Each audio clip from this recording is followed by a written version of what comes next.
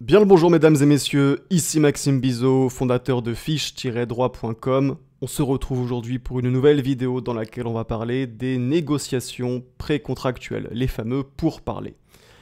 Alors déjà, que sont les négociations précontractuelles ? Vous savez que pour qu'un contrat soit formé, il faut que les deux parties soient d'accord. Il faut, en termes juridiques, la rencontre d'une offre et d'une acceptation.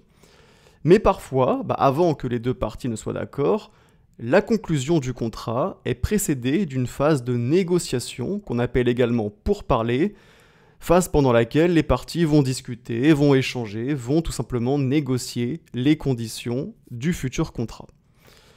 Et cette phase de négociation, elle se caractérise avant tout par le principe de liberté. Effectivement, le principe de la liberté contractuelle est applicable à la phase de négociation. On est donc en principe libre d'engager des négociations et on est en principe libre d'y mettre fin.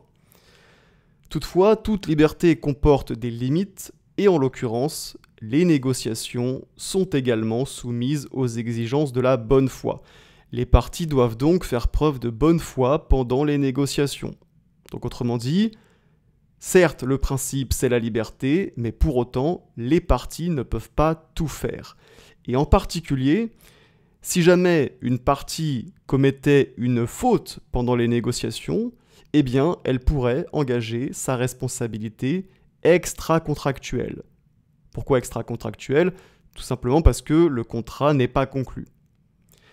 Et elle pourrait donc être condamnée à payer à l'autre partie des dommages et intérêts afin d'indemniser le préjudice qu'elle a subi, notamment la perte de temps ou d'argent en démarches inutiles. Alors, ceci étant dit, c'est quoi une faute dans les négociations ? De manière générale, une faute dans les négociations, c'est un comportement déloyal, c'est un comportement abusif. Par exemple, une partie qui engagerait des négociations uniquement afin d'espionner l'autre partie, uniquement afin d'obtenir des renseignements sur l'autre partie, eh bien, cette partie commettrait une faute. De même, une partie qui prolongerait les négociations inutilement alors qu'elle n'a aucune intention de conclure le contrat, commettrait une faute. Mais c'est toutefois la rupture des négociations qui est le plus souvent qualifiée de fautive. En effet, le fait de rompre les négociations brutalement après avoir entretenu chez l'autre partie l'espoir que le contrat allait être conclu, eh bien c'est considéré comme une faute. On parle de rupture abusive des pourparlers, et donc, une telle rupture peut permettre d'engager la responsabilité extra-contractuelle de son auteur. Également, très important, la bonne foi, elle a pour corollaire une obligation précontractuelle d'information, qui figure à l'article 1112-1 du Code civil, qui dispose que celle des parties qui connaît une information dont l'importance est déterminante pour le consentement de l'autre doit l'en informer dès lors que, légitimement, cette dernière ignore cette information ou fait confiance à son co-contractant.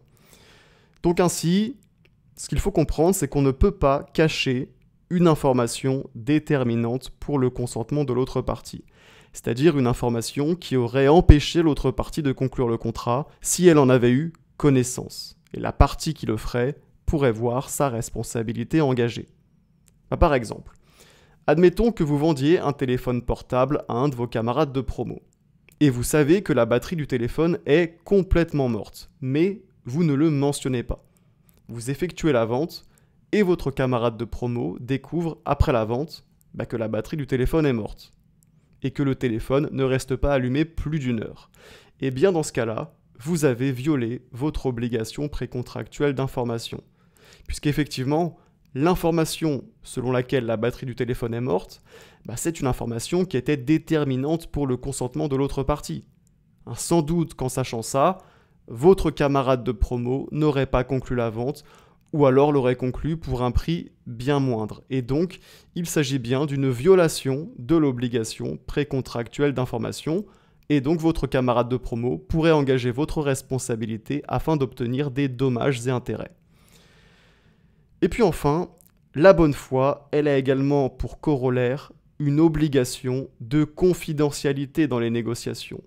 Obligation de confidentialité qui figure à l'article 1112-2 du Code civil, qui nous dit que celui qui utilise ou divulgue sans autorisation une information confidentielle obtenue à l'occasion des négociations engage sa responsabilité dans les conditions du droit commun.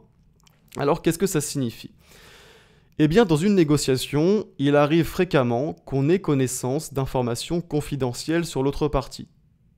On peut penser par exemple au secret de fabrication d'une entreprise.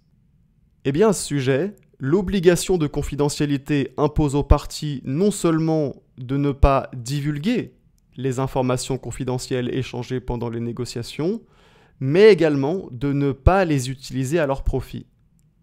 Si par exemple, dans une négociation, une entreprise A a accès à des secrets de fabrication d'une entreprise B. Si l'entreprise A décide finalement de ne pas conclure le contrat, mais réutilise les secrets de fabrication de l'entreprise B pour développer un produit concurrent, elle viole l'obligation de confidentialité. Et donc, quelle est la sanction de la violation de cette obligation de confidentialité ? La partie qui viole l'obligation de confidentialité peut voir sa responsabilité engagée et peut donc être condamnée à payer à l'autre partie des dommages et intérêts. Sur ces bonnes paroles, cette vidéo est maintenant terminée, j'espère qu'elle vous a plu. Avant de partir, n'oubliez pas de mettre un petit like et on se dit à très bientôt pour une prochaine vidéo.